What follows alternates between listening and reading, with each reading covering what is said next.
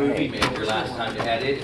You can try that. We had a lot of problems with I've Movie never, Maker. that's the one time I ever tried to use it, it said you're, like, I had my computer for a while, and I was like, oh, I'm gonna try this, and I tried it, and it was like, oh, your free trial is expired, and if you wanna use it, it was like, Yeah. a lot of your work. Oh, really? Hard drive. Should we pause it and get a new hard drive? I hope I'm doing right. Ooh. Anything else? Oh, we gotta put it back in. So do I stop it? How do I pause it? Right here? Recording. And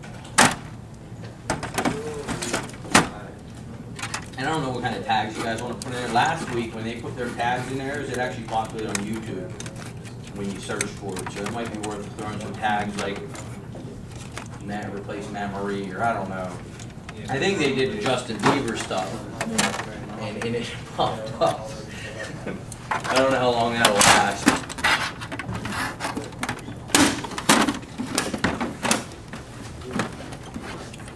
All right.